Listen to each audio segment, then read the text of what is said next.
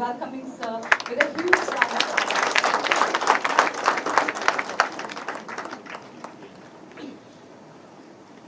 Sri Dharmendra Pradhanji, Honorable Minister for Education, Skill Development and Entrepreneurship, Government of India. Sri T.G. Sitharam, Director, IIT Guwahati. সন্মানীয় মন্ত্ৰী কেশৱ মহন্ত ডাঙৰীয়া, ৰণোজ বেগু ডাঙৰীয়া, সাংসদ queen উজা ডাঙৰীয়ানী, Guwahati biotech পাৰ্কৰ chief executive officer Shri Kailash Kartik ডাঙৰীয়া, উপস্থিত সুধী মণ্ডলী। গুৱাহাটী বায়'টেক পাৰ্কৰ সপোন আমি 2008 চনত আৰম্ভ কৰিছিলোঁ আৰু 2008 চনত তেতিয়া অসমৰ বিজ্ঞান আৰু প্ৰযুক্তি বিভাগৰ মন্ত্ৰী হৈ থকাৰ মোৰ সৌভাগ্য হৈছিল আৰু সেই সময়ত গুৱাহাটী IITৰ সৈতে আমি কথা বতৰা পাতি গুৱাহাটী IITত আমি এটা ইনকিউবেশ্যন চেণ্টাৰ আৰম্ভ কৰিছিলোঁ আৰু ভাৰত চৰকাৰেও সেই সময়ত আমালৈ প্ৰায় 30 কোটি টকাৰ অনুদান আগবঢ়াইছিলে। তাৰ পিছত আমি সিদ্ধান্ত লৈছিলোঁ যে ষ্টেট ফেডৰ পুৰণা এই অঞ্চলটোত আমি গুৱাহাটী বায়'টেক পাৰ্ক প্ৰতিষ্ঠা কৰিম আৰু আজি এটা সপোনে বা সংকল্পই সিদ্ধিৰ পথ লৈছে। Miles to go. মই আশা কৰোঁ যে অনাগত দিনত আমি আৰু আগুৱাই যাব পাৰিম। আমি আজিৰ এই অনুষ্ঠানত কেইবাটাও সংস্থা, কেইবাগৰাকীও বিজ্ঞানীক আমি বিভিন্ন বঁটাৰে সন্মানিত কৰিছোঁ। বিশেষকৈ বিজ্ঞানৰ ক্ষেত্ৰত জীৱনজোৰা সাধনাৰ বঁটাৰে আমাৰ সকলোৰে সন্মানীয়া ডক্টৰ জয়ন্তী চুতীয়া ডাঙৰীয়ানীক আমি সন্মানিত কৰিছোঁ। বাইদেউৰ অৱদানৰ বিষয়ে আমি সকলোৱে জানো। মোৰ আকৌ সৌভাগ্য হৈছিল যে সেই সময়ত বাইদেৱে অত্যন্ত নেৰানেপেৰা প্ৰচেষ্টা চলাইছিলে যে Indian institute of advance science বা সেই সময়ত বাইদেৱে কাম কৰি আছিলে, তাক ভাৰত চৰকাৰৰ অধীনলৈ লৈ আহিব লাগে। আজি মই মনত পেলাম প্ৰয়াত সাহিত্যিক আমাৰ সকলোৰে মাৰ্গদৰ্শক হোমেন বৰগোহাঁই ডাঙৰীয়ালৈও। তেখেতেও অত্যন্ত নেৰানেপেৰা প্ৰচেষ্টা চলাইছিল আৰু আজি আমি অকল ডক্টৰ জয়ন্তী চুতীয়া বাইদেউকে সম্বৰ্ধনা জনোৱা নাই, institute of advance study in science and টেকনলজিকো আজি আমি বঁটাৰে সন্মানিত কৰিছোঁ। প্ৰফেচাৰ ধীৰাজ বৰা ডাঙৰীয়াকো আমি জীৱনজোৰা সাধনাৰ বঁটাৰে সন্মানিত কৰিছোঁ। আসাম ছায়েন্স এণ্ড টেকনলজি ইউনিভাৰ্চিটিৰ উপাচাৰ্যৰ দায়িত্ব গ্ৰহণ কৰিছিল। তেখেত আজি আমাৰ মাজত নাই, সদগতি কামনা কৰিছোঁ। আমাৰ দুজন যুৱ বিজ্ঞানী ডক্টৰ কৰিছোঁ। মই আশা কৰিছোঁ যে তেখেতসকলে নিজৰ জীৱনৰ লক্ষ্যত আৰু আজি এই আমি যেতিয়া এটা আমাক সকলোকে সন্মোহিত কৰে, কৃষ্ণ চূড়াত কৰিলে আমাৰ মনলৈও এটা নান্দনিক দিশ এটা জাগৃত হয়। মুখ্যমন্ত্ৰী দায়িত্ব লোৱাৰ পিছত আমাৰ উপায়ুক্তৰ প্লান্টেশ্যন হ'ব লাগে আৰু একে সময়তে মই আমাৰ মন্ত্ৰী পীযুষ হাজৰিকা ডাঙৰীয়াক কৈছিলোঁ যে জাগিৰোডৰ পৰা নগাঁও যদি আমি দেখা পাওঁ, ঠিক আহতগুৰি অঞ্চলত পীযুষ হাজৰিকা ডাঙৰীয়াই নিজৰ প্ৰচেষ্টাত বহুত এজাগত যে আমাৰ ইণ্ডিভিজুৱেল ইকনমিত সহায় হ'ব পৰা থ্ৰু প্লান্টেশ্যন আমি ইকনমিক বেনিফিট কেনেকৈ দিব পাৰোঁ। আজি আমি এই গোটেই কথাখিনিকে কামৰূপ জিলাত সজাই পৰাই তুলি শ্যামলিমা কামৰূপ নামে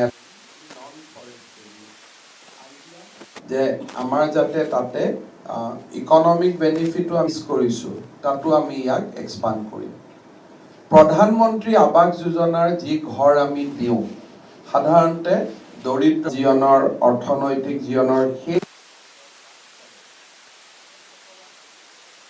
আৱাস যোজনাৰ ঘৰ দিওঁ।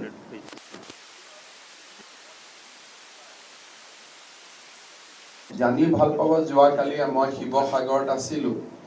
প্ৰধানমন্ত্ৰী মোদী ডাঙৰীয়াই আমাক 19 লাখ ঘৰ, এপাৰ্ট ফ্ৰম দ্য হাউচেছ, মানুহে কেতিয়াবা কয় যে ঘৰ বনাই চাউল দি আমি 1,000 crores will be infused in Assam economy.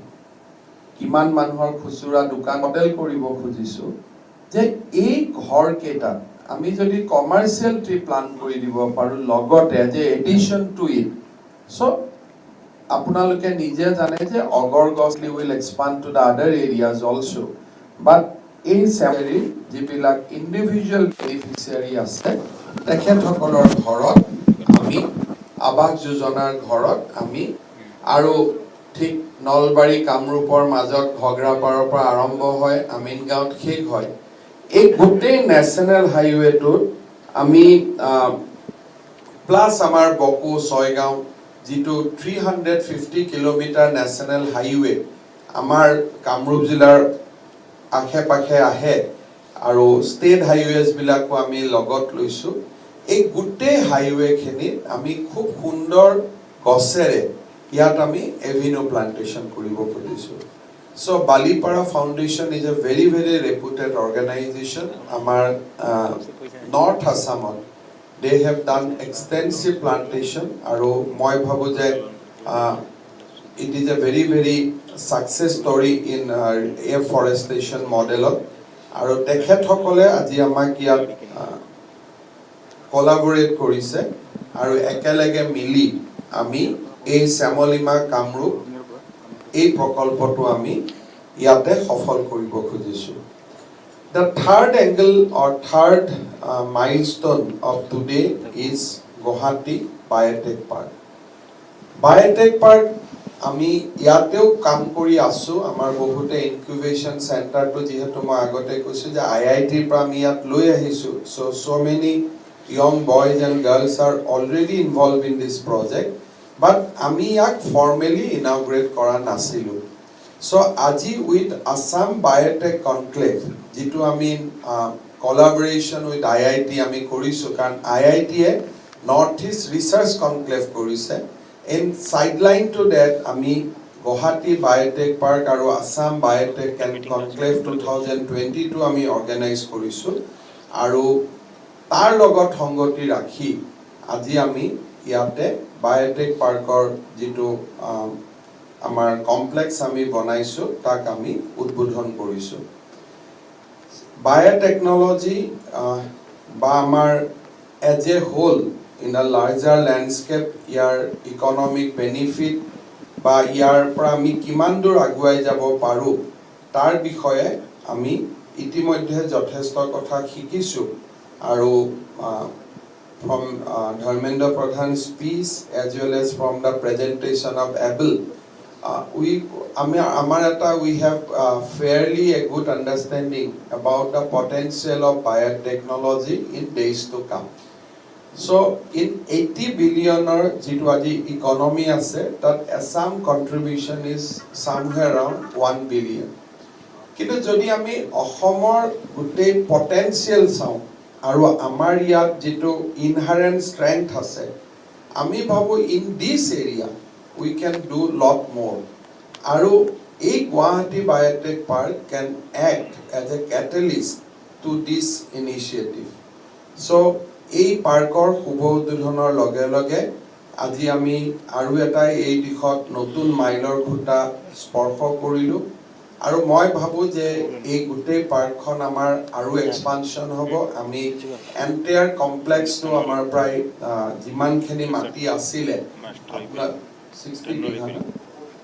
64 বিঘাৰ যিমানটো কমপ্লেক্স আছিলে, এই গোটেইটো আমি কিছুদিন আগত কেবিনেটত আমি বায়'টেক পাৰ্কক হেণ্ড অভাৰ কৰিছোঁ। So now definitely there will be lot more construction, will get lot more space, আৰু আমি এই দিশত আগবাঢ়ি যাব পাৰিম। আমি সকলোৱে জানো যে Assam is the single largest tea producing region globally and we contribute over 50% of India's tea production. There is a huge potential in blending, packaging, specialty tea, flavor tea, etc.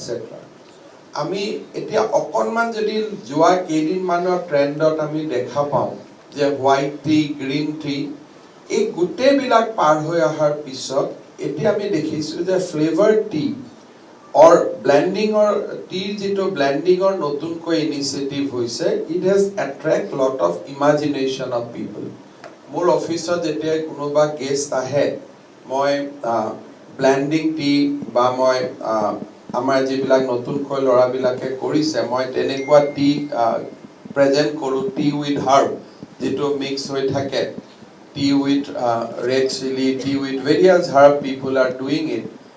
And I get query from the person that ami etu kinibo kot pam. So this area, jodi tea sector overall, it is not a very scenario is not very encouraging. Kintu blending aro specialty like white tea etc. I think a new market is emerging of late and I think we should take lot of we should take lot of opportunity out of this potential. Assam has huge untapped potential in spice and food processing sector, especially in ginger, chili, black pepper, turmeric, banana, pineapple, etc. আজি আমি ইয়াতে এটা ষ্টাৰ্টআপে আমাক দেখুৱাইছে যে আমাৰ আঠিয়া কল বা ভীম কলটো দি আমি নিউট্ৰিশ্যন প্ৰডিউচ কৰা আৰম্ভ কৰিছোঁ মই বহুত দিনৰ পৰা I was agriculture minister in Assam in 2002-03 মই এগ্ৰিকালচাৰ ইউনিভাৰ্চিটি বহুতবাৰ কৈ আছোঁ যে গুটিটো আমি নোহোৱা কৰি দিব পাৰোঁ নেকি আঠিয়া কলৰ পৰা আমি যদি গুটিটো এবাৰ নোহোৱা কৰি দিওঁ আই থিংক ইয়াৰ সমান নিউট্ৰিশ্যনেল একোৱে থাকিব নোৱাৰে ষ্টিল আই ৰিমেম্বাৰ সৰুতে আমাক মায়ে আঠিয়া কল কাটি খুৱাই বা ভীমকল কাটি খুৱাই আমাক lot of nutritional support they used to give us সেইকাৰণে মই ভাবো যে there are many area where আমাৰ বহুতখিনি potential আছে আৰু এইবিলাকত আমাৰ কাম কৰাৰ কাৰণে সুবিধা আছে Assam produces over 90% of muga silk in the world which can be used in manufacturing of quality garment aru to transform this entire value chain our biotechnology part and science and technology department can play a pivotal role tak moi biswas koru of late we have discussed elaborately in the morning in IIT Guwahati that how because of the help Assam has got in last decades from government of India. Now we are coming out of a particular cycle. We have come out of everything. But this year, Assam GDP will touch 5 lakhs crore, which will be a huge landmark for us because now we will not be in the lower 5 states. So we are gradually emerging out of that cycle. How it has happened? The story morning I have elaborated. Only Mr. Dharmendra Pradhan's ministry in last 5 years we get investment of rupees 1 lakh crore. I mean he has done that kind of he has given us that kind of contribution. And apart from that various central government projects, new initiative, things are changing in Assam. This year we have achieved public investment of rupees more than 1 lakh crore. So I still remember when I was finance minister in 2016, our public investment or public expenditure was 42,000 crore. So just in 5 years, we have doubled it and we have crossed that psychological milestone of rupees 1 lakh crore in last 31st March, in spite of COVID. So Assam is in a position basically to embrace new journeys. We have achieved that stage. We have created a huge infrastructure. Today morning I was mentioning that 3 days back I met Chief Minister of Karnataka. So I asked him politely that how many medical colleges you have in Karnataka. He said that in the public sector we have 24 medical colleges.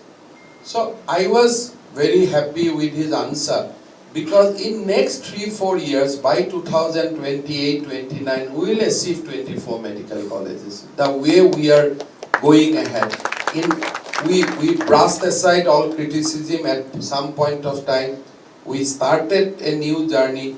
Arwaji, in every year we are adding now one medical college. We add Difu, then we add North Lakhimpur. This year we'll add Dhubri. From next year we are going to add 2 each. Next year we have lined up Kokrajhar and Nalbari.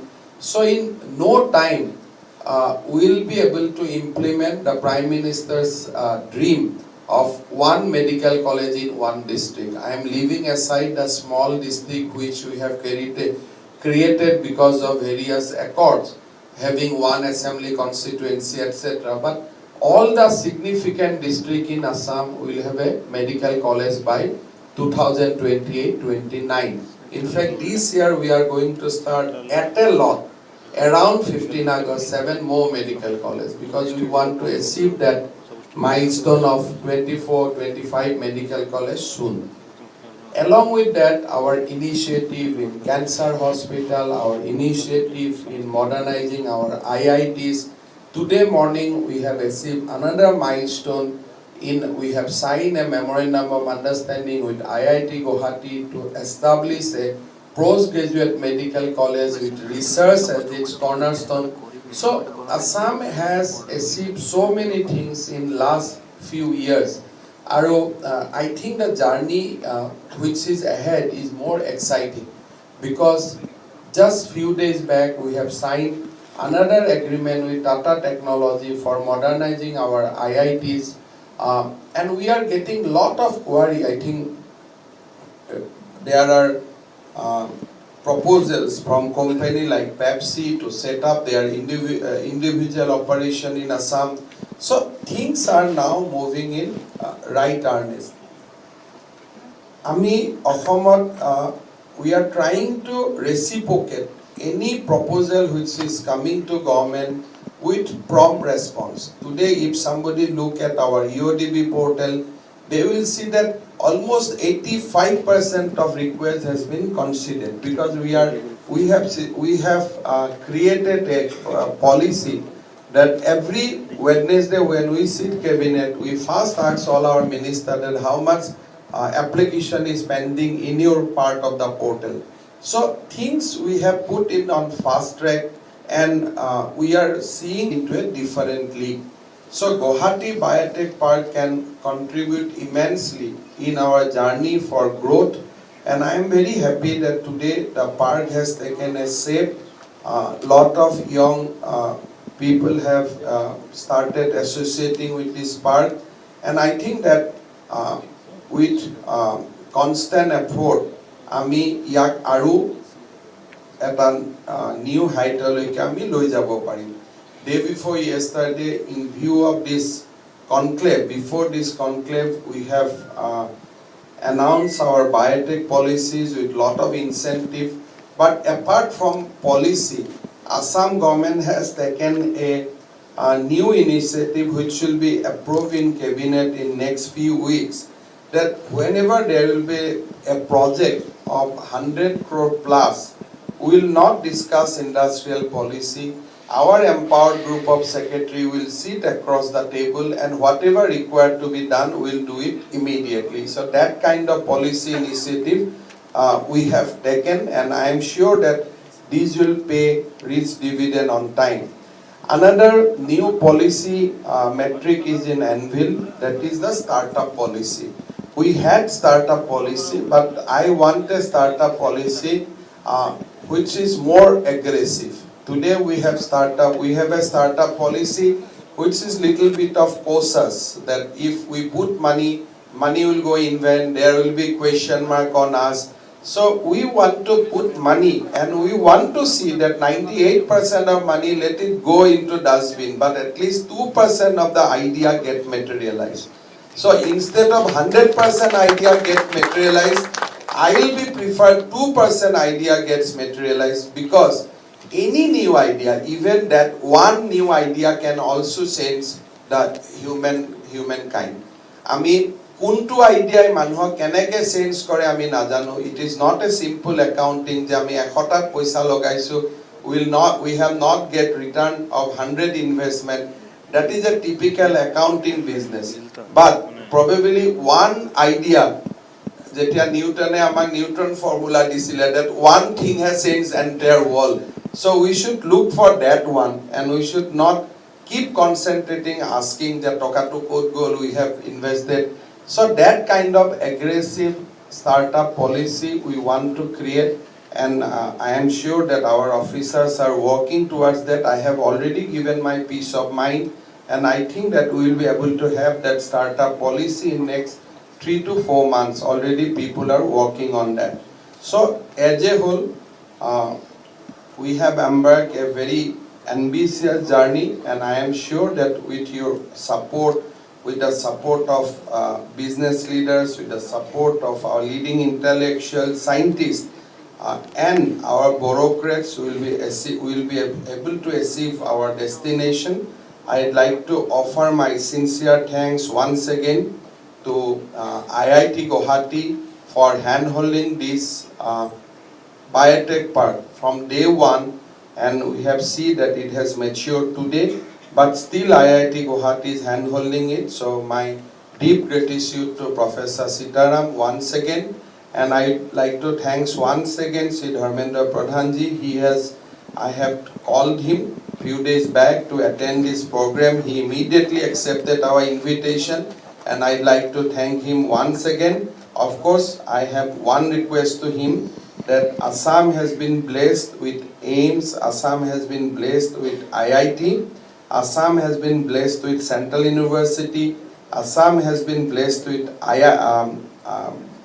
NIT, but in entire landscape, IIM is missing. So I'll request Dharmendra Pradhanji, because all 23 states of India already has one IIM. So if we can get one IIM, I think then the Assamese people has one thing we are lacking. Yesterday I have seen a young politician giving an interview in a national channel that Gujarat to hamara businessman ka jagah hai. So they said proudly that Gujarat is a place where business flourishes. So we are strong in literature, we are strong in poetry, we are strong in prose, but we are not strong in business. So for economic potentiality, we need Saraswati, but we need Lakshmi also. So we have to create a strong business mentality, and I think IIM, if Assam gets a IIM, that will be very good. And at some point of time, I request Pradhanji to look into the issue, and if we get that, that will be very, very big for us. With once again, I'd like to congratulate Sri Kailash Kartik and his team for this unique initiative. Aru Kekhom Mohanto Dangoriar process tar babe dhonnobad janai moi mor boktobyor hamoni maisu.